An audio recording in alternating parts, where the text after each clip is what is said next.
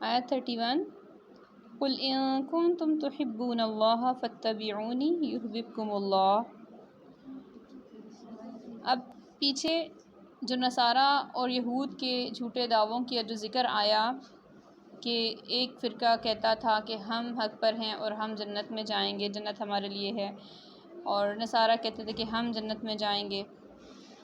تو یہاں ان کے جھوٹے دعووں کی تردید میں فرمایا کہ آپ ان سے کہیے کہ اللہ سے اگر تم قرب چاہتے ہو، اللہ کی نزدیکی قربت اختیار کرنا چاہتے ہو، تو آؤ میری اتباع کرو۔ میری یعنی کس کی؟ نبی پاک صلی اللہ علیہ وسلم کی، یعنی وہ چیز جن میں زبان سے حکم نہ ملے۔ اب اتباع اور اطاعت میں فرق، ورڈ ملتے جلتے لگتے ہیں نا، اتباع کرو، اطاعت کرو، لیکن یہ دو مختلف چیزیں ہیں۔ اب اطاعت کیا ہوتی ہے؟ اطاعت وہ ہوتی ہے کہ آپ کو کوئی آرڈر ملے، آپ اس کو بجا لائیں، یعنی کہ حکم کی تعمیل کی جائے۔ اطاعت کیا ہوتی ہے؟ کہ حکم کی تعمیل۔ جبکہ اتباع کیا ہوتی ہے؟ اتباع ہوتی ہے کہ ابھی زبان سے حکم نہیں نکلے اور نقش قدم کے پیچھے، یعنی کہ فٹ سٹیپس کو فالو کیا جائے، نقش قدم پہ چلا جائے، آپ کسی کے قدموں کے نشان پہ چلیں، بالکل ویسے بن جائیں جیسے وہ شخص ہے جس سے آپ محبت کرتے ہیں۔ اب اطاعت میں حکم کا انتظار ہوتا ہے، لیکن اتباع کیا ہوتی ہے؟ اتباع کرنے والا زیادہ وفادار ہوتا ہے، کیونکہ وہ فٹ سٹیپس پہ چل رہا ہوتا ہے نا، آپ کے نقش قدم پہ چل رہا ہوتا ہے۔ اتباع جو ہے وہ بغیر حکم کے بخوشی پیروی جو ہوتی ہے وہ اتباع ہوتی ہے۔ اتباع زیادہ بلند درجہ ہے اطاعت سے۔ تو ہمیں کیا حکم ہے؟ کہ نبی پاک صلی اللہ علیہ وسلم کی اتباع کرو، نہ کہ صرف اس کی تعمیل کرو کہ جس کا انہوں نے حکم دیا، بلکہ جس کا حکم نہیں بھی دیا۔ تو آپ صلی اللہ علیہ وسلم سے محبت کا عملی ثبوت کیا ہے؟ کہ ہم ان کی پوری زندگی کو اپنے لیے ایک مشعل راہ سمجھ کے اس کو فالو کریں، تو ہی ہمیں اللہ کا قرب حاصل ہو سکتا ہے۔ کیوں؟ کیونکہ فرمایا ان کنتم تحبون اللہ، اگر تم اللہ سے محبت کرتے ہو فاتبعونی، تو میری پیروی کرو، یعنی نبی پاک صلی اللہ علیہ وسلم کی پیروی کرو۔ یحببکم اللہ، تو وہ محبت کرے گا تم سے، وہ اللہ تم سے محبت کرے گا۔ ویغفر لکم، اور بخش دے گا تمہارے لیے تمہارے گناہوں کو۔ اب اتباع کون کر سکتا ہے؟ جس کو حقیقی محبت ہو۔ اب حقیقی محبت کرنے والا کیا چاہتا ہے؟ کہ جس سے وہ محبت کرتا ہے وہ بالکل اس کی انداز میں ڈھل جائے، اپنے آپ کو ڈھال لے، وہ حکم کا انتظار نہیں کرتا۔ تو یہود و نصارہ سے بھی کہا گیا کہ عملی ثبوت دو، اور یہ ہم سب کے لیے بھی حکم ہے کہ ہم صرف دعوے اور نعرے نہ لگائیں۔ حب الہی اور حب رسول کے دعوے اور نعرے صرف لگانے سے کچھ نہیں ہوتا، بلکہ اگر ہم چاہتے ہیں کہ اللہ ہم سے محبت کرے تو ہمیں چاہیے کہ ہم نبی پاک صلی اللہ علیہ وسلم کی اتباع کریں۔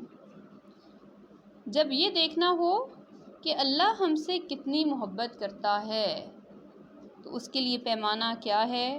کہ ہم اپنے آپ کو جانچیں کہ ہم اللہ اور اس کے رسول سے کتنی محبت کرتے ہیں، ان کی کتنی اتباع کرتے ہیں۔ اگر ہم رسول کی اتباع میں آگے نکل جائیں گے تو کیا ہوگا؟ کہ اللہ ہم سے محبت کرنے لگے گا، ہماری خطائیں معاف کر دے گا، ہمارے گناہ بخش دے گا۔ کیوں؟ کیونکہ اللہ ہم سے محبت کرنے لگے گا نا، تو جس سے محبت کی جاتی ہے اس کی غلطیاں، اس کی خطائیں بھی آپ کو خطائیں نہیں لگتی۔ کیوں؟ اب ہوتا ہے نا بعض اوقات کوئی بندہ آپ کو بہت پسند ہے، اس سے کوئی مسٹیک بھی ہو جاتی ہے، کہتے ہیں ارے کوئی بات نہیں، یا آپ اسے بالکل اگنور کر دیتے ہیں، اس کی غلطی پہ نظر نہیں ڈالتے، اسے پوائنٹ آؤٹ نہیں کرتے۔ کیوں؟ وہ آپ کا پسندیدہ ہے۔ یہی چیز ہے، اللہ کے پسندیدہ بننا ہے تو نبی پاک صلی اللہ علیہ وسلم کی اتباع کرنی ہے، ٹھیک ہے؟ پھر فرمایا قل اطیعوا اللہ والرسول، کہہ دیجئے کہ اللہ کی اطاعت کرو اور رسول کی اطاعت کرو۔ فَإِن تَوَلَّوْا فَإِنَّ اللَّهَ لَا يُحِبُّ الْكَافِرِينَ، پھر اگر وہ منہ موڑ جائیں تو بے شک اللہ ان کافروں سے محبت نہیں کرتا، یعنی جو رسول اللہ صلی اللہ علیہ وسلم کی بات نہیں مانتے وہ اللہ کی محبت کے مستحق نہیں ہو سکتے۔ تو پھر کیسے وہ کہہ سکتے ہیں کہ ہم آخرت میں بخشے جائیں گے، یہ جنت ہمارے لیے ہی ہے، حالانکہ وہ نبی پاک صلی اللہ علیہ وسلم کو مانتے ہی نہیں ہیں، اور اگر زبانی طور پہ مان بھی گئے ہیں تو ان کی اتباع، ان کی اطاعت نہیں کرتے، جو وہ لے کے آئے ہیں اس کو نہیں مانتے۔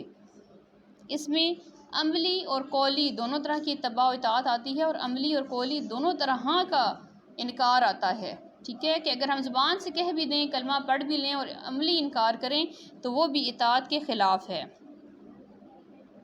تو اللہ ایسے کافروں سے محبت نہیں کرتا، لیکن جن سے اللہ محبت کرتا ہے ان کے بارے میں ایک حدیث قدسی ہے کہ اللہ تعالیٰ جن سے محبت کرتا ہے ان کے لیے کیا کرتے ہیں، اللہ جبرائیل امین کو اپنے پاس بلاتے ہیں اور کہتے ہیں کہ میں فلاں بندے سے محبت کرتا ہوں، تم بھی اس سے محبت کرو۔ پھر جبرائیل علیہ السلام آسمان والوں میں پکارتے ہیں، اے اہل آسمان، اللہ فلاں شخص سے محبت کرتا ہے، تم بھی اس سے محبت کرو، لہٰذا سارے آسمان والے اس سے محبت کرنے لگتے ہیں، اور پھر یہ محبت زمین والوں کے دلوں میں بھی ڈال دیتا ہے، پھر سارے زمین والے بھی اس سے محبت کرنے لگتے ہیں۔ اور اسی طرح جب اللہ کسی سے بغض رکھتا ہے تو جبرائیل اور اس کے تمام لوگ بھی اس سے نفرت کرنے لگتے ہیں۔ اب دیکھ لیں کہ اگر اللہ سبحانہ و تعالیٰ کے قرب کا حقدار بننا ہے تو کیا کرنا ہے، اس کے ساتھ شرط لگا دی گئی، نبی کی اتباع۔ اب کتنی بڑی چیز ہے کہ اگر ہم نبی کی اتباع کریں گے، ان کے نزدیک ہوں گے تو انڈائریکٹلی ہم اللہ کا قرب پا لیں گے۔ اور دیکھیں کتنی پیاری چیز ہے کہ اگر اللہ کا قرب پا لیا تو کس کس کا قرب ملے گا، جبرائیل امین کا اور تمام اہل آسمان کا، اور اہل آسمان کے بعد انڈائریکٹلی پھر کیا ہوگا، اہل آسمان سے وہ محبت ٹرانسفر ہوتی ہے، کہاں تک جاتی ہے، اہل زمین تک۔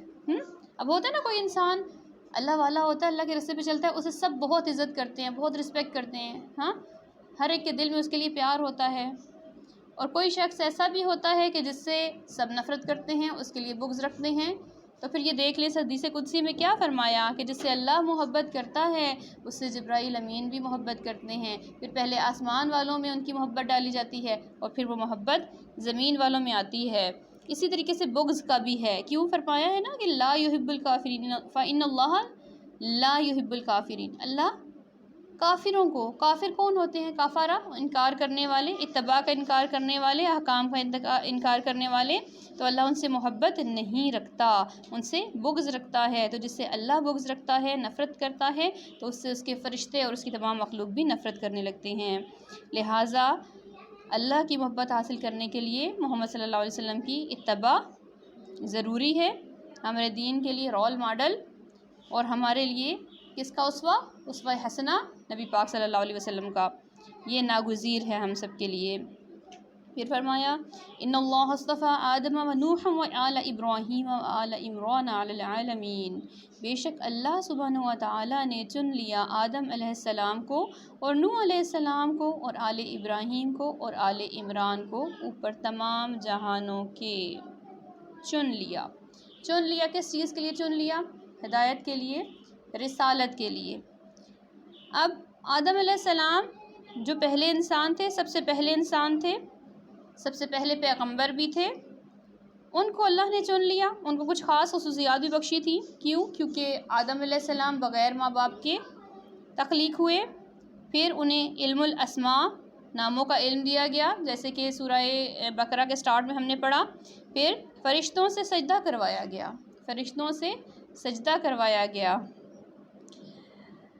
اور یوں چن لیا نوح علیہ السلام کو۔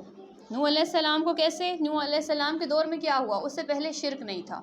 شرک کا سٹارٹ کب ہوا؟ نوح علیہ السلام کے دور میں شرک عام ہوا، پھر نوح علیہ السلام کو نبی بنا کر بھیجا گیا، اور نوح علیہ السلام 950 سال تک، ان کی نبوت کا عرصہ کتنا، 950 سال کا ہے۔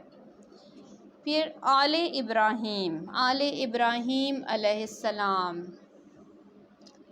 آل ابراہیم علیہ السلام کے کتنے بیٹے تھے؟ 2 بیٹے، 2 بیٹوں کا ذکر آتا ہے، حضرت اسحاق اور حضرت اسماعیل. اب پھر دیکھیں کتنی پیاری چیز ہے نا، آگے ہم نے دیکھا ہے کہ تمام نبوت کا سلسلہ جو تھا وہ آل ابراہیم میں چلا.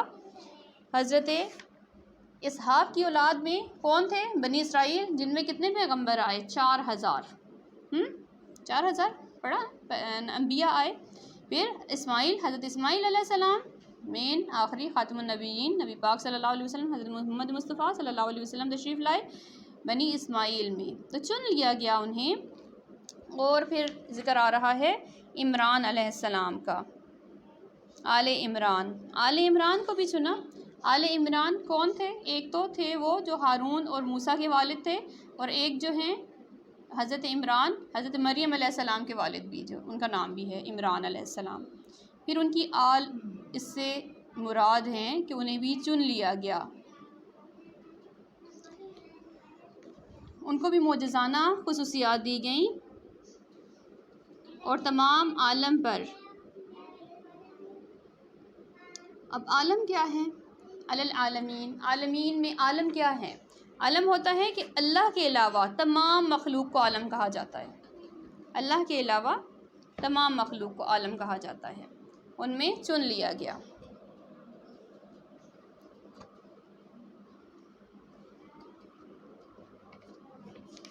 پھر فرمایا ذریتم بعدها من بعد، اولاد ہیں بعض ان کی بعض میں سے، واللہ سمیع علیم، اور اللہ جاننے والا ہے اور سننے والا ہے. اب یہ تمام لوگ چنے ہوئے تھے، لیکن ایک چیز ہمیشہ ذہن میں رکھنی ہے کہ تمام انبیاء یہ تمام لوگ انسان ہی تھے، اپنی روحانی اور جسمانی خصوصیات کی بنا پر. یعنی کہ انبیاء جو جتنے بھی گزرے ہیں وہ عام انسان نہیں تھے، ان کو معجزانہ خصوصیات دی گئی تھیں. وہ عام انسان کبھی نہیں انہیں کہا جا سکتا.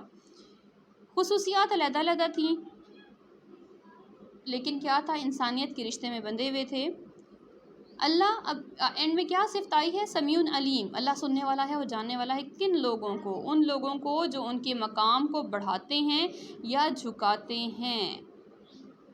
اب بات کہاں سے سٹارٹ ہوئی تھی کہ جہاں ہم نے پڑھا کہ وفد نجران عیسائیوں کا ایک وفد جو آیا تھا، عیسائیوں کا ایک وفد آیا تھا نا نبی پاک صلی اللہ علیہ وسلم کے پاس. اور پھر جب یہ سورہ مبارکہ سورہ آل عمران نازل ہوئی، یہ جو شان نزول میں نے آپ کو تھوڑی سی چیزیں لکھوائی تھیں، وہاں سے بات سٹارٹ ہوئی. تو یہی چیز ہے کہ وفد نجران اب وہ آئے، ان کے درمیان اور نبی پاک صلی اللہ علیہ وسلم کے درمیان جو بات ہوئی اس میں انہوں نے عیسیٰ علیہ السلام کے بارے میں جو بات کی، تو یہاں پہ اس کے بارے میں ڈیٹیل آ رہی ہے کہ وہ اللہ کی نشانی نہیں بلکہ اس کے بندے تھے. حضرت عیسیٰ علیہ السلام ان کے بندے تھے. ان کی پیدائش کے بارے میں ڈیٹیل آئے گی. یہ آیت جو ہے 9 ہجری میں نازل ہوئی. اس وقت نجران ایک جمہوریت تھی. نجران حجاز اور یمن کے درمیان میں ہے، حجاز اور یمن کے درمیان میں. اس وقت یہاں 73 بستیاں تھیں، 73 بستیاں تھیں. 1,20,000 قابل جنگ نوجوان تھے، اور تمام آبادی کرسچنز کی تھی، نصارہ تھے، وہ عیسائی تھے. کتنے؟ 1,20,000. ان میں 3 قبائل تھے، 3 سردار تھے، ایک عاقل، دوسرا سید، اور تیسرا اسود جو مذہبی رہنمائی کا کام کرتا تھا. جب نبی پاک صلی اللہ علیہ وسلم نے مکہ فتح کیا تو فتح مکہ کی اب خبر پوری دنیا میں پھیلی. اہل عرب کو یقین ہو گیا کہ اب مکہ تک بات نہیں رہے گی، اب مسلمانوں نے مکہ فتح کر لیا ہے تو اب فتوحات کا سلسلہ شروع ہو گیا ہے، تو مسلمان فاتح ہوں گے. تو پھر کیا ہوا؟ انہوں نے جیسے آتے نا وفود مختلف ممالک، خاص طور پہ جو ملک ترقی کر رہا ہوتا ہے تو اس سے ذرا گٹھ جوڑ کرنے کی، اس کے ساتھ تعلقات اچھے کرنے کی، اپنے اچھے ٹرمز بنانے کی کوشش کرتے ہیں، اچھے ریلیشنز قائم کرنے کی کوشش کرتے ہیں۔ یہی سسٹم سٹارٹ ہوا کہ وفود آنے شروع ہوئے، تو یہ ایک وفد نجران کا آپ صلی اللہ علیہ وسلم کی خدمت میں حاضر ہوا۔ آپ صلی اللہ علیہ وسلم نے انہیں اسلام کی دعوت دی اور حضرت عیسیٰ علیہ السلام کی حقیقت اور حیثیت ان کے سامنے واضح کی۔ یہ تھوڑی سی ڈیٹیل تھی، آگے یہ اب سلسلہ چلے گا۔ اذ قالت امرأۃ عمران ربی انی نذرت لک ما فی بطنی، جب کہنے لگی عمران کی بیوی، جب عمران علیہ السلام کی بیوی کون تھی ان کی؟ حنہ بنت ناقوس، حنہ، ہاں نون کے اوپر تشدید لگا دیں، حنہ، جب کہنے لگی عمران کی بیوی کہ اے میرے رب، بے شک میں نے تیرے لیے نظر مانی ہے کہ جو میرے پیٹ میں ہے آزاد ہوگا، دنیا کے کاموں سے آزاد ہوگا۔ ربی انی نذرت لک ما فی بطنی، کہ جو میرے پیٹ میں ہے، یعنی وہ پریگننٹ تھیں تو انہوں نے منت مان لی تھی۔ اب منت کیا ہوتی ہے؟ اللہ کی خوشنودی کے لیے کوئی بھی چیز اپنے اوپر لازم کر لینا، وہ ہوتی ہے منت۔ تو منت جو مانی جائے وہ پوری کرنی پڑتی ہے، یہ بھی ہم پڑھ چکے ہیں۔ تو انہوں نے منت مان لی کہ میرے پیٹ میں جو بھی بچہ ہے وہ تیرے لیے خاص ہوگا، محررن، آزاد کیا ہوگا، کس سے؟ دنیا کے کاموں سے، یعنی اسے میں دنیا کے کاموں میں نہیں لگاؤں گی، صرف تیرے رستے پہ لگا دوں گی۔ فتقبل منی، بس مجھ سے یہ قبول کر لے۔ اب دیکھیں، نیک کام کی جو نیت بھی کی جائے، کوئی منت بھی مانی جائے، کوئی دعا، کچھ بھی ایسا ہو تو اس کے لیے قبولیت شرط ہے، قبول ہو نہ ہو تو قبولیت کی دعا کرنی چاہیے۔ اس سے کیا شو ہوتا ہے؟ قبولیت کی۔ اب وہ کیا کہہ رہی ہیں؟ بس اسے قبول کر لے۔ اب انہیں کتنی قبولیت کی فکر تھی؟ ایک بہت بڑا کام ہے، اولاد انسان کے لیے سب سے مین پھل، مین جو چیز ہوتی ہے نا ایک انسان کے لیے بہت قیمتی چیز، نمبر 1 پہ قیمتی چیزوں میں سب سے پہلے نمبر پہ اپنی اولاد ہوتی ہے۔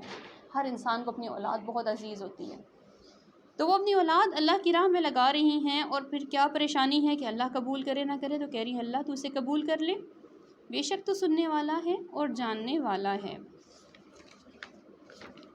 فلما وضعتها، پھر جب اس نے ان کو جنا، یعنی جب بچے کا جنم ہوا،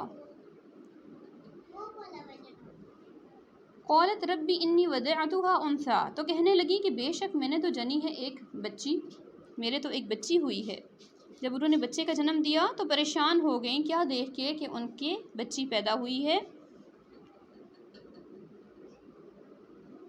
اب اللہ سبحانہ و تعالیٰ کو تو زیادہ علم ہے نا، کیا فرمایا جا رہا ہے؟ واللہ اعلم بما وضعت، اللہ زیادہ جانتا ہے کہ اس نے کیا جنا تھا، لیکن وہ پریشان ہو گئی، کیوں؟ انہوں نے نظر مانی تھی کہ میرے پیٹ میں جو بچہ ہے، کیونکہ زیادہ سمجھا یہی جاتا ہے نا کہ ایک لڑکا جو ہے وہ دین کی زیادہ اچھی خدمت کر سکتا ہے، تو ان کے مائنڈ میں یہی تھا کہ میرے بیٹا ہوگا تو وہ میں اللہ کی راہ میں لگاؤں گی، اسے اللہ کے لیے وقف کر دوں گی۔ تو اب انہیں پریشانی ہوئی کہ میری نظر کا کیا ہوگا، تو اللہ سبحانہ و تعالیٰ نے کیا فرمایا کہ مجھے معلوم ہے جو بھی پیدا ہوا ہے، کیوں پریشان ہوتی ہو؟ وَلَيْسَ الذَّكَرُ كَالْأُنثىٰ، لڑکا لڑکی کی طرح نہیں ہوتا، یعنی کہ جو خدمت اس لڑکی سے لی جائے گی وہ لڑکا کر ہی نہیں سکتا۔ عموماً ہوتا ہے نا لڑکی کا پیدا ہونا اچھا نہیں سمجھا جاتا، اور یہاں دیکھیں اللہ عورت کی شان بڑھا رہے ہیں کہ لڑکا لڑکی کی طرح نہیں ہوتا، جو خدمت اللہ نے کسی لڑکی سے لینی ہے وہ اسی سے لینی ہے، اور جو کسی لڑکے سے لینی ہے وہ اسی سے لے کے رہے گا۔ یہ اللہ کی حکمتیں ہیں، اس لیے کبھی بیٹے بیٹی کی پیدائش پہ یہ اللہ کے ہاتھ ہے۔ اب دیکھیں پوری ان کو مائنڈ میں تھا کہ بیٹا ہوگا، لیکن بیٹی ہوئی تو اللہ نے کہا میں اسے بھی قبول کروں گا۔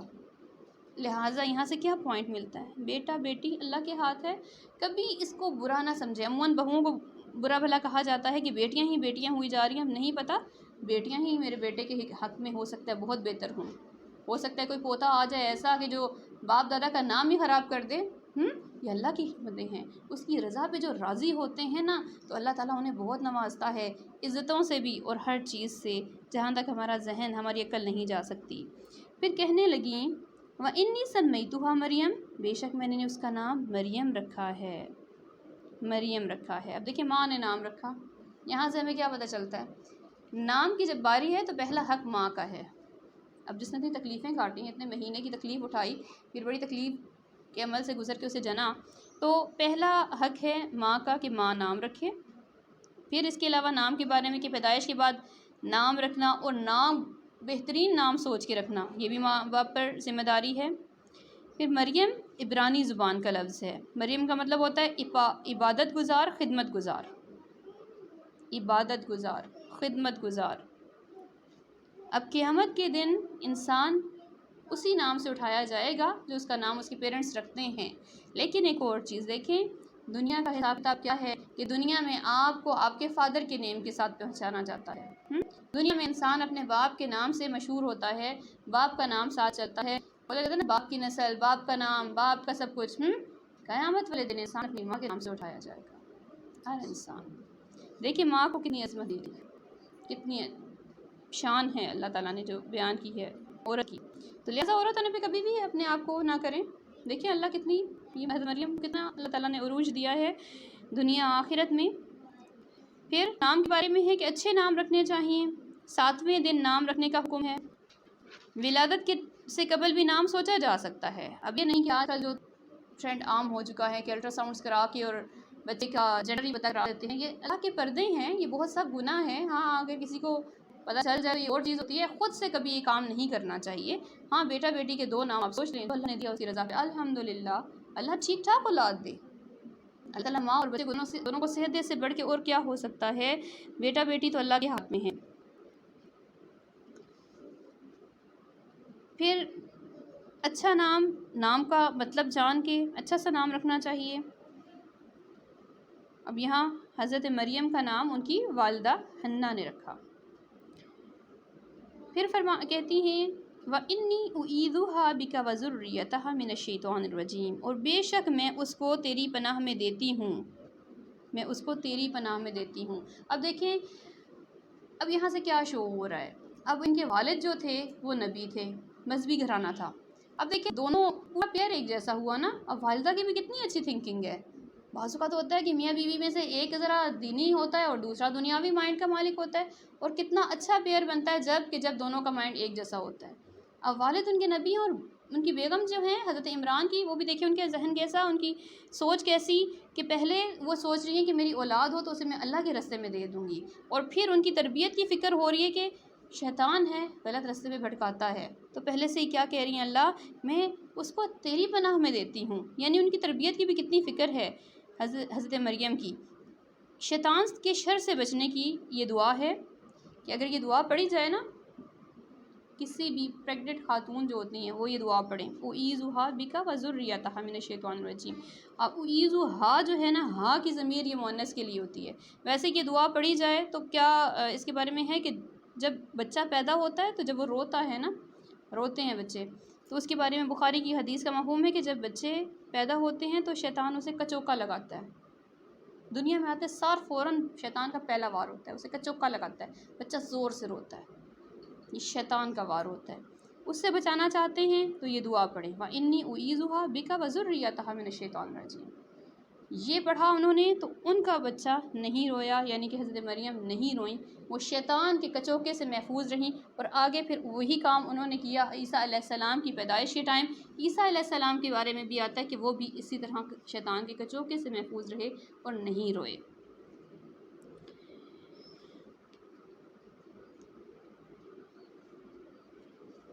آگے فرمایا فَتَقَبَّلَهَا رَبُّهَا بِقَبُولٍ حَسَنٍ، قبول کر لیا اس کے رب نے اس کو عمدہ قبولیت کے ساتھ. اب اتنے دل سے اللہ کے راستے میں کوئی چیز دی، دعا کی، پھر اللہ کی پناہ میں اسے دیا، اتنی صاف اور اتنی اچھی نیت. تو اللہ سبحانہ و تعالیٰ نے بھی اس سے بڑے پیار سے کہا فَتَقَبَّلَهَا، تب قبول کر لیا اس کو. کس کو؟ حضرت مریم علیہ السلام کو. ربها، اس کے رب نے. بِقَبُولٍ حَسَنٍ، بہت اچھے طریقے سے قبول کرنا. وَأَنبَتَهَا نَبَاتًا حَسَنًا، اور اٹھایا اس کی اٹھان کو. وَكَفَّلَهَا زَكَرِيَّا، اور ان کی کفالت کی زکریا علیہ السلام نے. اب یہ جو ہے نا انبتها نباتاً حسنا، نباتاً حسنا، نباتات سے ہے نا پودے. اب اٹھان اچھی کون سی ہوتی ہے؟ پودا اچھے نسل کا اچھا سا بیج ہو، وہ بویا جائے، زمین بھی اچھی مل رہی ہے، ماحول اچھا مل گیا، زمین سمجھ لیں ماں کا رحم ہے، اس میں بیج اچھی کوالٹی کا اچھا بچہ ہے، اور زمین اچھی مل گئی، پھر اس کا ایٹماسفیئر اچھا نکلا، کیا ہوتا ہے، اسے پودا بہت اچھا نکلتا ہے، سب کچھ اچھا، ماحول روحانی ماحول ملا، اچھا دینی ماحول ملا، اس سے جو بچہ پیدا ہوا وہ بھی ایک اچھی نسل، اچھا چیز، اچھا بچہ ثابت ہوا، پھر اس کی نباتاً حسنا، پھر اس کی اٹھائی بڑے اچھے طریقے سے، بڑا اچھا درخت، بڑا خوبصورت اور بڑا اچھا درخت بنا۔ حضرت مریم کی طرف اشارہ ہے، مفید درخت،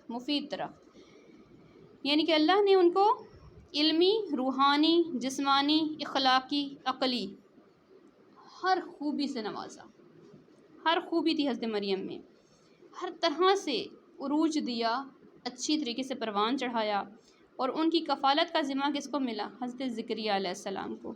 اب حضرت زکریا کو کیوں ملا، ان کے فادر کو کیوں نہیں ملا؟ مائنڈ میں آتا ہے نا کہ کیوں ان کے فادر جو تھے وہ تو نبی تھے، کیوں نہیں انہوں نے اپنی بچی کو خود پالا؟ تو یہ تھا کہ ان کی ولادت سے پہلے ان کے فادر کی ڈیتھ ہو چکی تھی، تو یہ خالو تھے، حضرت زکریا اس وقت کے نبی تھے، اور یہ خالو تھے حضرت مریم کے، بہت اچھے انسان تھے حضرت زکریا، باپ کے بعد خالہ کے گھر میں یہ رہیں،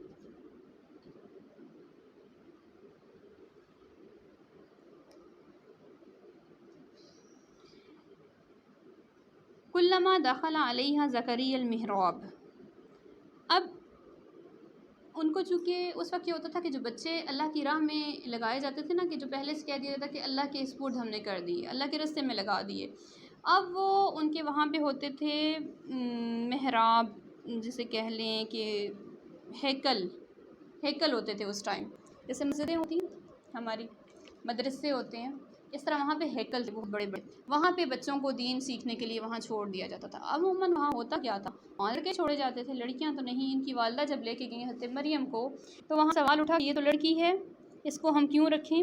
لیکن حضرت زکریا علیہ السلام چونکہ ان کے خالو تھے، وقت کے نبی تھے، تو انہوں نے وہاں انہیں محراب میں جگہ ملی۔ محراب اونچی جگہ کو کہتے ہیں، حربہ سے ہے، حرب ویسے جنگ کو بولتے ہیں، تو شیطان کے کچوکوں سے، اس کے وار سے دور ہو کر، اب گھر میں اگر کوئی جگہ مخصوص کرتی ہے نا، تو وہاں بھی یہ ہوتا ہے کہ چلے روحانیت ہو جاتی ہے، لیکن سوچیں اگر مسجد میں آپ کو سائڈ پہ کہیں جگہ مل جائے، وہاں ماحول بھی ایسا ملے گا نا، دینی ماحول ملے گا، تو وہ کیا ہوگا کہ آپ کو ماحول بھی ایسا ملا، اور پھر آپ کی عبادت میں وہ پھر رنگ بھی نظر آتا ہے سب کچھ، پھر آپ بالکل اللہ والے ہو جاتے ہیں۔ تو اس لیے حضرت مریم کو وہاں جگہ دی گئی محراب میں۔ تو حضرت مریم کے خالو حضرت زکریا علیہ السلام ان کا خیال رکھتے، ان کے کھانے پینے کا بندوبست کرتے، تو یہاں کیا ہے فرمایا کہ جب کبھی کلما دخل علیہ زکریا المحراب، جب کبھی زکریا علیہ السلام محراب میں داخل ہوتے، وجد عندها رزقا، تو ان کے پاس رزق پاتے۔ زکریا علیہ السلام حضرت مریم کے پاس جب آتے، ان کے کھانے پینے کی ظاہر ذمہ داری وہی سنبھال رہے تھے، تو جب آتے تو دیکھتے کہ حضرت مریم کے پاس طرح طرح کے موسمی، غیر موسمی، طرح طرح کے پھل ہیں، ایسے کہ جو وہاں موجود نہیں تھے، پھل بھی ہیں، رزق بھی ہے، رزق سے مراد ویسے علم بھی ہے، علم کی کتابیں بھی ہیں۔ اب ایک جگہ آتا ہے کہ حضرت مریم نے گزشتہ کتب کی تصدیق بھی کی، ان کی تصدیق بھی کی ہے۔ اب یہ معجزہ ویسے نبی کا ہوتا ہے، ان کے بارے میں بھی آتا ہے حضرت مریم کے بارے میں کہ انہوں نے کتابوں کی تصدیق کی، لیکن اگر یہ جو ہے نا یہ چیز کسی نبی کے لیے آئے تو معجزہ کہلاتی ہے۔ عام شخص پہ کوئی ایسی انہونی چیز ہو جو آپ کو عام زندگی میں نظر نہ آئے اور کسی کے ساتھ خاص کچھ ایسا ہو جائے، وہ کرامت ہوتی ہے۔ اللہ کے نیک بندوں کے ساتھ کرامتیں ہوتی ہیں، اور اللہ کے نبیوں کے ساتھ معجزے ہوتے ہیں، ٹھیک ہے؟ کوئی ایسی انہونی چیز، ایسی بالکل جو آپ کی عقل قبول نہیں کر رہی، اب آپ یہاں بیٹھے ہوئے ہیں، عبادت کر رہے ہیں، آپ کے پاس ٹرے میں سجے ہوئے پھل آ جائیں جنت کے، کتنی بڑی اللہ کی شان۔ حضرت مریم کے ساتھ، عام انسان کے ساتھ، عبادت گزار بندہ ہے، عام انسان نہیں ہے، عبادت گزار ہے، کوئی اللہ والا ہے، اللہ اسے اتنا پسند کر رہا ہے کہ وہاں سے اپنے پاس سے اس کے لیے رزق بھیج رہا ہے، تو یہ نبی ہو تو معجزہ، عام اللہ والا ہو تو وہ کرامت ہوتی ہے جو وہ اپنے نیک بندوں کے ساتھ کرتا ہے۔ تو زکریا علیہ السلام جو اس ہیکل کے مجاور بھی تھے اور حضرت مریم کے قریبی رشتہ دار بھی تھے، جب انہوں نے حضرت مریم کے پاس پھل دیکھے، رزق دیکھا، تو اب دیکھیں انہوں نے دیکھے تو فوراً سے سوال کیا کہ یہ آپ کے پاس کہاں سے آئے ہیں؟ قال یا مریم ان لکی ھذا، یہ کھانا، یہ پھل کہاں سے آئے ہیں تمہارے لیے؟ قالت، یہ جو تا کی ضمیر ہے نا، یہ خواتین مؤنث کے لیے ہوتا ہے، کہنے لگی ہوا من عند اللہ، وہ اللہ کی طرف سے ہے، ان اللہ یرزق من یشاء بغیر حساب، بے شک اللہ رزق دیتا ہے جس کو چاہتا ہے، اللہ بے حساب رزق دیتا ہے جس کو چاہتا ہے۔ اب دیکھیں جب انہوں نے یہ کہا، انہوں نے رزق دیکھا، بالکل ایک ایسی چیز کہ جو وہاں نہیں تھی اور اللہ کی طرف سے آئی، تو زکریا علیہ السلام کے بارے میں آتا ہے کہ ان کے اولاد نہیں تھی، بے اولاد تھے۔ تو جو ہی انہوں نے فروٹس دیکھے، پھل دیکھے، تو پھل دیکھ کے ایک دم سے ان کے ذہن میں نا اولاد آئی کہ میرے اولاد نہیں ہے۔ تو ان کے مائنڈ میں آیا کہ اللہ اگر یہ کام کر سکتا ہے کہ آسمان سے مریم کے لیے رزق بھیج سکتا ہے، تو مجھے اولاد کیوں نہیں دے سکتا؟ ایک دم سے یہ خیال آیا، تو انہوں نے فوراً سے دعا مانگی۔ ہنالک دعا زکریا ربہ قال ربی ھب لی من لدنک ذریۃ طیبہ انک سمیع الدعاء۔ اسی جگہ حضرت زکریا علیہ السلام نے دعا مانگی اللہ سبحانہ و تعالیٰ سے، اے میرے ربی ھب لی من لدنک، اے اللہ مجھے عطا کر اپنے پاس سے ذریۃ طیبہ، پاکیزہ اولاد، بے شک تو سننے والا ہے دعاؤں کا، پکار کا تو سننے والا ہے۔ اب دیکھیں یہاں سے ہمیں کیا سمجھ آئی، بہت سمجھنے کی چیز ہے یہاں پہ۔ اب عام ہم لوگ کیا کرتے ہیں، عام لوگ عموماً کوئی ولی اللہ ہے، کسی نے اللہ کا بہت قرب اختیار کیا، نبی کی اتباع کی، اللہ کا وعدہ ہے کہ جو نبی کی اتباع کرے گا میں اس سے محبت کروں گا۔ اللہ کیا فرما رہے ہیں، سٹارٹ کہاں سے ہوا کہ اگر تم چاہو کہ اللہ تم سے محبت کرے تو نبی کی اتباع کرو، ان کی اطاعت کرو، تو اللہ تم سے محبت کرنے لگے گا۔ اب جو اللہ والا ہوتا ہے اس پہ اللہ اپنی نوازشیں بھی کرتا ہے۔ اب دیکھیں حضرت مریم علیہ السلام کو ان کی والدہ نے رب کے سپرد کر دیا، وہ اللہ والی بن گئیں، اللہ نے انہیں قبول کیا، ان کے لیے آسمان سے رزق بھیجنا شروع کر دیا۔ اب عام روٹین میں چلیں، اس آیت کو ہم اپنے آج کل کے اس میں لے آتے ہیں۔ کوئی ایک ایسا شخص ہے جو اللہ والا ہے، اللہ والے جو ہوتے ہیں اللہ ان کو بعض اوقات وہ جب بہت پیک پہ عبادت کرتے ہیں تو اللہ انہیں ولایت عطا کر دیتے ہیں، اللہ کا قرب، اللہ کی دوستی جسے بولتے ہیں، ولی اللہ ٹائپ لوگ جو ہوتے ہیں، پھر ان کے ساتھ تھوڑی سی کچھ انہونی ہونی شروع ہو جاتی ہیں چیزیں، جیسے اس نے کچھ کہہ دیا وہ ہو گیا، اللہ کی طرف سے ہوا، اللہ نے ان کی زبان سے کہلوایا، وہ کام ہونا تھا ہو گیا۔ اب ہوتا کیا ہے، عام کمزور عقیدے کے لوگ کیا کرتے ہیں کہ وہ رب سے جڑنے کے بجائے جو اس ولی اللہ نے کام کیے، جو جتنی باتیں انہوں نے کیں، جو رستہ انہوں نے اختیار کیا، وہ اپنانے کے بجائے ان ولی اللہ کے ساتھ جڑ جاتے ہیں اللہ کو چھوڑ کے۔ یہ شرک ہوتا ہے۔ اب کہتے ہیں نا زکریا علیہ السلام، مریم آپ تو اللہ کی بڑی برگزیدہ ہو، آپ کے لیے آسمان سے رزق آ، میرے لیے دعا کرو ذرا اللہ مجھے اولاد دے دے۔ یا وہ یہ کہہ سکتے تھے کہ اے اللہ مجھے مریم کے وسیلے سے یہ عطا کر، مریم تو تیری بڑی ہی قریبی بندی ہے، اس کے وسیلے سے مجھے عطا کر۔ نہیں، یہاں پہ کچھ نہیں آ رہا۔ دیکھیں یہاں پہ دعا کیا آ رہی ہے، انہوں نے ڈائریکٹ اللہ سے دعا مانگی، انہوں نے دل سے سوچا رب اگر اسے دے سکتا ہے تو رب مجھے بھی دے سکتا ہے۔ یہ سوچ رکھیں، کسی کی کوئی نعمت دیکھیں، اچھائی کی کوشش کریں، دعا رب سے ڈائریکٹلی مانگیں، ڈائریکٹ مانگے۔ وہ کیا کہتا ہے کہ میں قریب ہوں، میں تو تمہاری شارک سے زیادہ قریب ہوں، تڑپ، دل کی تڑپ کے ساتھ اس سے مانگ کے تو دیکھیں۔ اب حد دیکھیں کیا ہے کہ زکریا علیہ السلام کی عمر اس وقت 100 سال تھی، ایک 100 سال کا ڈھیر عمر انسان ہو، اور بیگم ان کی جو تھیں وہ 98 سال کی تھی، 98 ایئرز کی، اور ان کے بارے میں کیا آتا ہے کہ وہ عاقر تھیں، یہ آگے نیکسٹ اس میں آ رہا ہے، بانجھ تھیں، لیکن انہوں نے دل کی گہرائی سے دعا مانگی ہے کہ اے اللہ ربی ھب لی من لدنک ذریہ، اے اللہ مجھے اپنے پاس سے، اپنے جناب سے مجھے بھی اولاد عطا فرما، بے شک تو دعاؤں کو سننے والا ہے۔ ہم بھی کہیں نا، آپ نہیں کسی چیز کو سمجھا کریں کچھ ہو نہیں سکتا، بچوں میں بھی یہ چیز ڈالیں، کبھی یہ نہ کہو ناممکن، امپاسبل ہوتا ہے عموماً ہم بچوں سے کہیں آپ نے اس بار اتنے مارکس لینے، امپاسبل ماما اتنا تو ہو ہی نہیں سکتا، آپ نے یہ کام کرنا ہے، نو ماما ہو ہی نہیں سکتا۔ بچوں میں ہم نے یہ چیز ڈالنی ہے کہ ہم بولیں انشاءاللہ یہ کام ضرور ہوگا، رب کی مدد شامل حال ہوئی تو ہمارا یہ کام ہو جائے گا، رب نے چاہا تو ضرور ہوگا۔ اتنا کامل یقین دلا دیں، ہم پیدا کر دیں اپنے بچوں کے اندر ہم لوگ، تاکہ ہمارے بچے بھی اسی راستے پہ چلنے شروع ہو جائیں، تو پھر بنے گے نا اللہ والے۔ پہلے اپنا یقین تو پختہ کریں، ہم لوگوں کا رب پہ یقین ہی کم ہے۔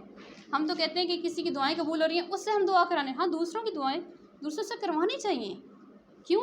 وہ کہا جاتا ہے نا کہ ہم نے اپنی زبان سے بہت گناہ کیے ہیں، دوسرے کی زبان سے ہمارے گناہ تو نہیں ہوئے ہوئے، دعائیں کروائی جا سکتی ہیں، یہ چیز ہے، لیکن ڈائریکٹلی دل کی گہرائی سے مانگے نا، مانگ کے دیکھیں اور رب کو اس کے ناموں کے ساتھ گڑ گڑا کے مانگے۔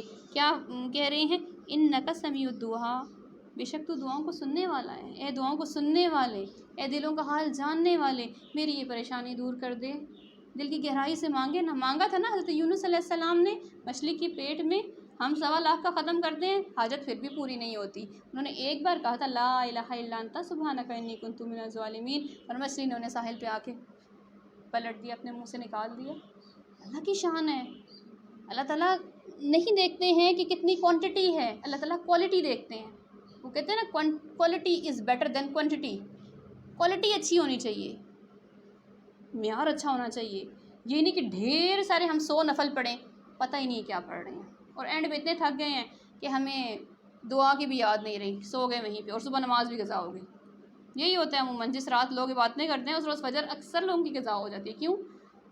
اتنی رات کو عبادت کی، اتنے تھک گئے تھے، اچھا کیا کیا مانگا، میں تو نماز پہ ہی سو گئی تھی، اتنے ڈھیر نفل پڑے ہیں، یہ چیز نہیں نا، ہم نے کوالٹی اچھی بنانی ہے، معیار اچھا بنانا ہے۔ قرآن پاک پڑھیں اچھے طریقے سے، اچھی تجوید، اچھی قرأت، ترتیل کے ساتھ، ایسا پیاری ایک آیت بے شک پڑھ لیں جو عرش تک جائے گی۔ قرآن الفجر، فجر کا قرآن اوپر پیش کیا جاتا ہے فجر کے ٹائم، گواہی ہوتی ہے نا، تو کوشش کریں تھوڑا سا پڑھیں، بہت اچھا سا پڑھیں، کوالٹی اتنی اچھی بنائیں کہ اللہ اسے خود سے قبول کر لے، آپ پہ عنایات کی یوں بارش انشاءاللہ اللہ سبحانہ و تعالیٰ کر دیں گے۔ تو یہ اللہ کی شان کریمی ہے، لیکن کیا ہمیں یہاں سکھایا جا رہا ہے کہ کسی پہ کرامتیں دیکھ کے ہم اس سے نہیں جڑیں، ہم بھی تو اس رب کے بندے ہیں، پہلے تو ہم اس طرح کے اچھے بننے کی کوشش کریں کہ وہ کیا ایسا کر رہا ہے، کہ وہ کیا ایسا کر رہی ہیں کہ اللہ کتنی برگزیدہ ہو گئی، ہم کیوں نہیں کر سکتے؟ ہمیں بھی اللہ نے 2 کان، 2 آنکھیں، سب کچھ دیا ہوا ہے، 2 ہاتھ دیے ہوئے، سب کچھ تو ہمیں بھی دیا ہے، اور بعض اوقات اللہ والوں بیچاروں میں تو اتنی آزمائشیں آئی ہوئی ہوتی ہیں اور ہم لوگ ٹھیک ٹھاک ہو کے بھی کچھ نہیں کر رہے ہوتے۔ تو یہ چیز ہے، پہلے تو نیک رستہ صراط مستقیم اپنائیں، پھر رب سے جڑ جائیں، اسی سے لو لگائیں، اسی سے مانگیں تو وہ ضرور دے گا۔ کیا ہوا؟ فنادتہ الملائکۃ وہو قائم یصلی، ابھی وہ نماز ہی پڑھ رہے تھے، یعنی وہیں محراب میں جہاں گئے نا مریم علیہ السلام کے پاس، وہیں کھڑے ہو کے، یہاں اشارہ کیا ہے؟ جو نبی پاک صلی اللہ علیہ وسلم کی سنت ہے۔ عموماً لوگ آتے ہیں آپ کے پاس، کہتے ہیں ہمیں کوئی وظیفہ بتائیں فلاں میرا مسئلہ حل ہو جائے۔ اب نبی پاک صلی اللہ علیہ وسلم کے پاس کوئی بھی آتا تھا نا اپنی حاجت کے لیے، آپ صلی اللہ علیہ وسلم ایک ہی ٹپ بتاتے تھے، 2 نفل حاجت، 2 نفل حاجت پڑھ کے آپ جو دعا مانگیں، یہ سنت سے ثابت ہے، وہ دعا آپ کی ضرور قبول ہوگی۔ لیکن پھر بات وہی آتی ہے، عقیدہ شرط ہے، آپ اس پہ عقیدہ رکھیں نا، جس کا عقیدہ ہوگا پکا قرآن پہ، جس کا ایمان پکا ہوگا اللہ اور اس کے رسول پہ، تو اس کو ہر وہ بات جو نبی پاک صلی اللہ علیہ وسلم کی زبان سے نکلی ہوئی ہوگی، ان کی عملی قولی کوئی بھی حدیث ہوگی، وہ اسے سچا ہی سمجھے گا، کیونکہ ان جیسی سچی زبان کسی کی بھی نہیں ہے۔ ٹھیک ہے جی؟ تو اب کیا فرمایا کہ ابھی وہ وہاں نماز پڑھ رہے تھے، کون؟ زکریا علیہ السلام۔ فنادتہ الملائکہ، تو فرشتوں نے انہیں آواز دی، اب دیکھیں فوراً دعا قبول ہو گئی، اتنی دل میں تڑپ کے ساتھ، اب دیکھیں ابھی دعا نہیں مانگی ہے، نیت سے نفل حاجت کے لیے کھڑے ہوئے ہیں، دل میں حاجت، اب ہم کسی کام کے لیے کھڑے ہوتے ہیں، پتہ ہوتا ہے نا، جیسے ایک ماں ہی ہے، بچہ آیا ہے، اس کا چہرہ دیکھ کے اکثر ماں کو پتہ چل جاتا ہے کہ اسے کیا چاہیے، ہوتا ہے ایسے۔ اللہ سبحانہ و تعالیٰ 70 ماؤں سے زیادہ پیار کرتے ہیں۔ کیا ہم جس نیت کے ساتھ اس کے سامنے کھڑے ہوئے ہیں، ہم تو نمازیں بھی ایسے پڑھتے ہیں پتہ ہی نہیں ہوتا 4 پڑھی ہیں 2 پڑھی ہیں کتنی پڑھی ہیں، کیوں؟ ہمارے اندر وہ چیز نہیں ہے نا، ایمان کی، عقیدے کی کمی ہے۔ سب سے بڑی چیز تقویٰ کی کمی ہے، جس کے اندر تقویٰ ہوگا نا، وہ اللہ کے سامنے کھڑا ہوگا تو ایک دفعہ لرزے گا کہ گزشتہ نماز پڑھی اور توبہ کی اللہ مجھے معاف کر دے، نماز قبول کر لے، اب میں یہ گناہ نہیں کروں گی. اگلی نماز تک کے درمیان پھر ہم نے کوئی نہ کوئی خالی جگہ پر کر دی. پھر ہم کھڑے ہو کے شرمندہ ہوتے ہیں. جس کے دل میں تقویٰ ہوگا وہ اللہ کے سامنے کھڑا ہوگا ضرور شرمندہ ہوگا، یا اللہ ابھی تو میں نے دعا مانگی تھی، ابھی میرے سے پھر غلطی ہو گئی، اللہ معاف کر دے. پھر کیا ہوگا؟ اللہ معاف کریں گے. اللہ اپنی رحمت کی چادر میں ڈھانپتا ہے، ضرور ڈھانپتا ہے، یہ اس کا وعدہ ہے. اسے استغفار کر کے تو دیکھیں، اسے مانگ کے تو دیکھیں. اب دیکھیں کیا ہے، ابھی حضرت زکریا علیہ السلام وہی محراب میں انہوں نے دیکھی وہ تمام چیزیں، ان سے سوال کیا تو حضرت مریم نے کہا یہ سب اللہ کی طرف سے آیا ہے، اللہ رزق دیتا ہے جس کو چاہتا ہے، کوئی بندہ کچھ نہیں دے سکتا. وہیں جے نماز پہ کھڑے ہوئے ہیں، وہیں عبادت سٹارٹ کی ہے. ابھی نماز پڑھ رہے ہیں تو فرشتے نے آواز لگائی، فنادت الملائکہ، آواز دی فرشتے نے، ابھی وہ نماز پڑھ رہے ہیں. فی المحراب، محراب میں، ان اللہ یبشرک بیحییٰ، اللہ خوشخبری دیتا ہے تمہیں یحییٰ علیہ السلام کی. دیکھیں اللہ نے خوشخبری بھیج دی فرشتے کے ذریعے، کیا فرمایا کہ اللہ تمہیں یحییٰ علیہ السلام کی خوشخبری دیتا ہے، یعنی اللہ تجھے بیٹا دے گا. مصدقاً، تصدیق کرنے والا ہوگا. پھر اب آگے اللہ نے اس کی کوالٹیز بھی بتا دیں کہ اس بندے میں، اس کے بیٹے میں کیا کیا خوبیاں ہوں گی. مصدقاً بکلمات من اللہ، تصدیق کرنے والا ہے ایک کلمے کی اللہ کی طرف سے. اب کلمہ کون کلمہ؟ کلمہ اشارہ ہے عیسیٰ علیہ السلام کی طرف. کلمۃ اللہ کسے کہا جاتا ہے؟ عیسیٰ علیہ السلام کو. کہ نمبر 1 پہ یحییٰ علیہ السلام کیا کریں گے؟ عیسیٰ علیہ السلام کی تصدیق کریں گے. وسیداً، اور وہ سردار ہوگا. اب دیکھیں پیدائشی سردار بتا دیا گیا، ابھی دنیا میں بندہ نہیں ہے، بچہ نہیں آیا، ابھی اس کا کوئی وجود نہیں ہے، کوئی وجود نہیں ہے. اب ان کو بشارت ہو رہی ہے بیٹے کی. بیٹا کیسے ہوگا؟ یعنی نبی ہوگا، وہ تصدیق کرے گا عیسیٰ علیہ السلام کی. پھر سید ہوگا یعنی سردار ہوگا. وحصوراً، اور پاک باز ہوگا. حصوراً پاک باز ہوگا. ونبیًّا من الصالحین، اور نیک نبیوں میں سے ہوگا. اب دیکھیں یہ بھی ہوتا ہے بعض اوقات کچھ لوگوں کی بہت دعائیں قبول ہو رہی ہوتی ہیں، یہ اللہ کی طرف سے کچھ لوگوں پہ خاص کرم بھی ہوتا ہے. کچھ کو سچے خواب آتے ہیں، کچھ کی دعائیں بہت قبول ہوتی ہیں. کچھ ایسے ہوتے ہیں کہ اب عموماً ہوتا ہے نا، ایک اولاد ہوتی ہے، جیسے ایک گھر میں اگر 4 بچے ہیں آپ کے، ان میں سے ایک بعض اوقات ہوتا ہے، اکثر ایسے ہوتا ہے ایک بچہ گاڈ گفٹڈ ہوتا ہے. کئی دفعہ سارے ہی نہیں ہوتے، کئی دفعہ سارے ہی ہوتے ہیں. یہ اللہ کی شان ہے.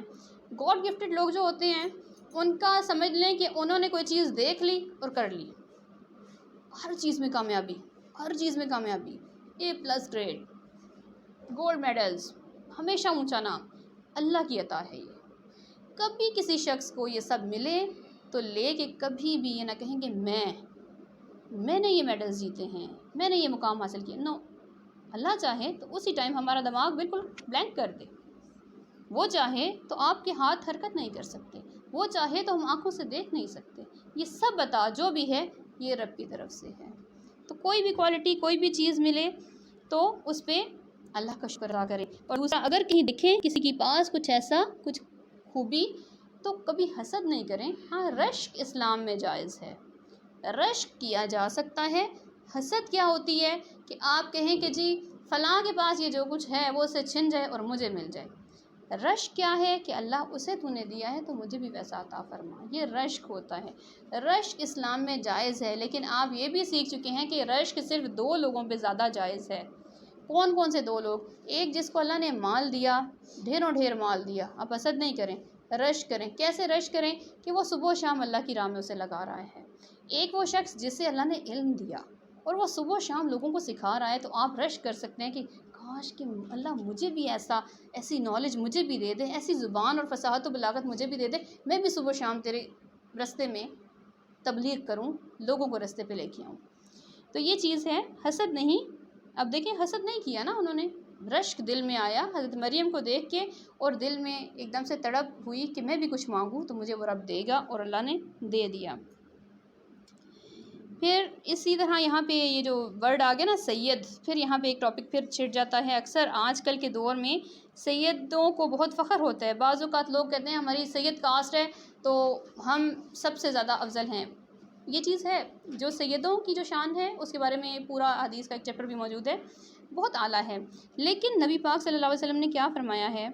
آپ سے نے فرمایا کہ میں اولاد آدم کا سردار ہوں لیکن اس پر کوئی فخر نہیں کرتا، یعنی نبی پاک صلی اللہ علیہ وسلم سے بڑھ کر عاجزی والا تو کوئی تھا ہی نہیں۔ تو پھر آج کل کیوں کوئی سید اپنے اوپر بہت فخر کرے؟ یہ اللہ کی دین ہے۔ یہ رنگ، نسل، خاندان، قومیں، برادریاں، یہ اللہ کی بھی خیر ہیں، اللہ کی دین ہے، اور کس لیے؟ صرف پہچان کے لیے، اور کچھ نہیں۔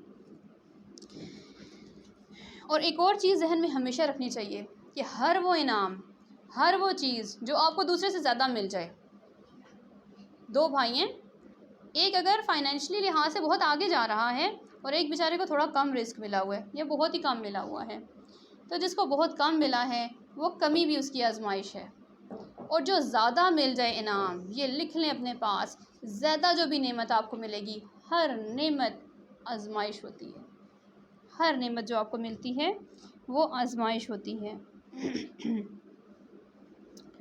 اب پھر اس میں ایک اور چیز آئی ہے حصوراً، حصور حصر سے ہے، سواد را، گھیر لینا، اپنے آپ کو جیسے اپنے ارد گرد نا ایک گھیرا لگا لینا کہ کوئی بھی نفسانی خواہشات، کوئی بھی غلط قسم کی نیگیٹو چیزیں اس بندے کے نزدیک نہیں آ سکتی۔ حصوراً، حصور کہتے ہیں پاک باز کو، جو گھیرا ہوا، جس کے ارد گرد ہلکا وہ لگا ہوا ہو نا، یوں جسے کڑا بولتے ہیں یا دائرہ بولتے ہیں، کہ اس دائرے کے اندر ہے وہ انسان اور اس تک کوئی بھی نیگیٹو چیز نہیں پہنچ سکتی، اتنا پاک باز ہوگا، نبی من الصالحین، اور نبی ہوگا نیک لوگوں میں سے ہوگا۔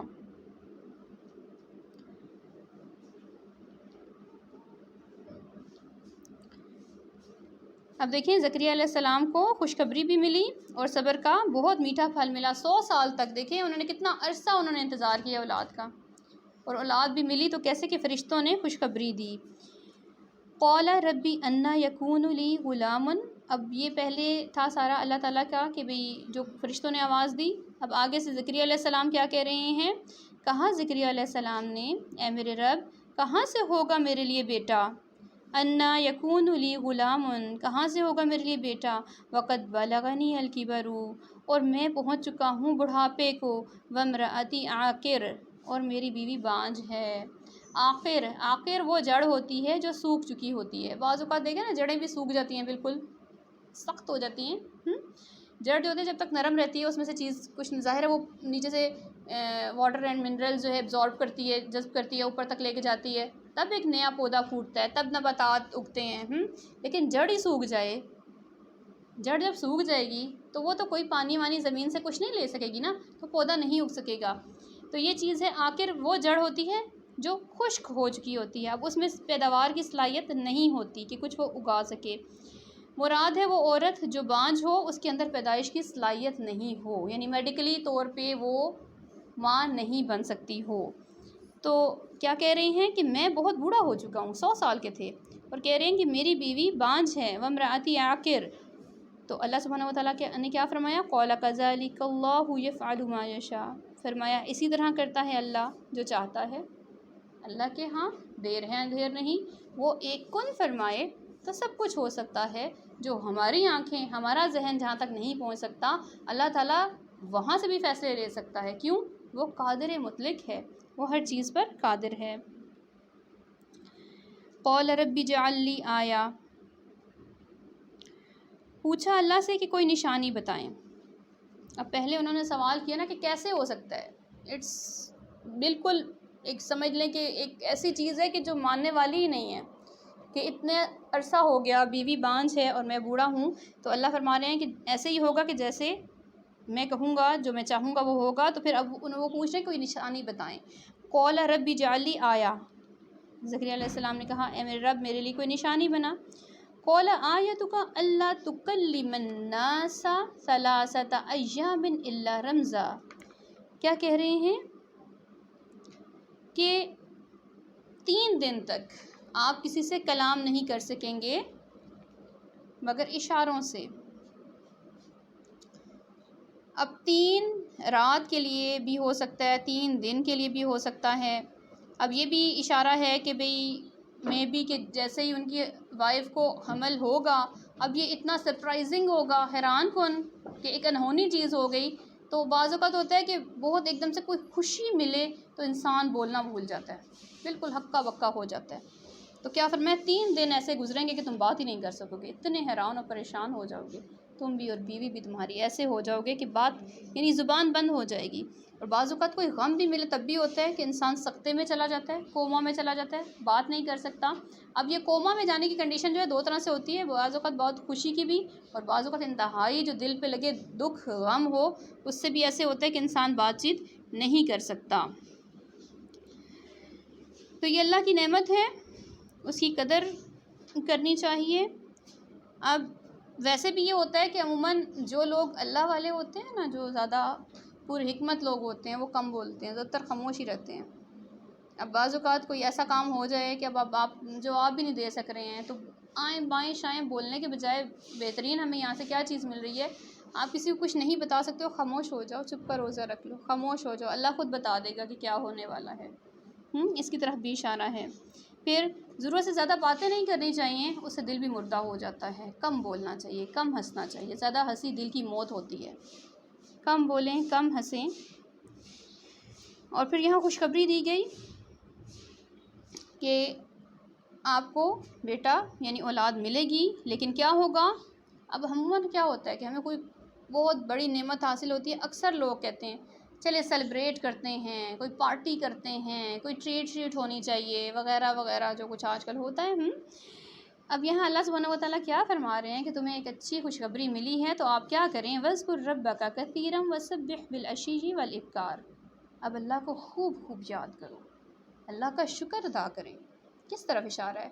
کوئی بھی نعمت ملے، عموماً ہونا کیا چاہیے، گھر میں کوئی نئی چیز بھی آئے تو ہم اللہ کا شکر ادا کریں، 2 نفل شکرانے کے ادا کر لیں، اللہ اس سے اور دے گا اور دے گا۔ اللہ تعالیٰ کیا کہتے ہیں؟ لَئِن شَكَرْتُمْ لَأَزِيدَنَّكُمْ، اگر وہ شکر کریں تو ہم ان کو زیادہ دیں گے، ہم تمہیں زیادہ دیں گے، اللہ کا وعدہ ہے۔ تو اللہ کا شکر ادا کرنے کا طریقہ ہمیں کیا سکھایا جا رہا ہے کہ اس کو یاد کریں، بہت زیادہ یاد کریں، اس کا ذکر، یہاں ذکر سے مراد اذکار بھی ہیں، صبح و شام کے اذکار بھی، اور صبح و شام یعنی کہ یہاں پہ اشارہ ہے نمازوں کی طرف بھی، نماز کی طرف بھی اشارہ ہے۔ العشی کہتے ہیں سورج کے زوال سے لے کر اندھیرے یعنی عشاء تک کا وقت، العشی۔ سبح بالعشی، عشیش کیا ہے؟ زوال سے، سورج کے زوال سے لے کر اندھیرے تک کا وقت۔ اور پھر ابکار کیا ہے؟ سحری، تہجد، اس وقت کی طرف اشارہ ہے۔ وہاں سے پھر چاشت تک کا وقت، چاشت کا وقت کب تک ہوتا ہے؟ یعنی کہ زوال سے پہلے پہلے تک۔ کیا فرمایا کہ تم بہت سارا ذکر کرو۔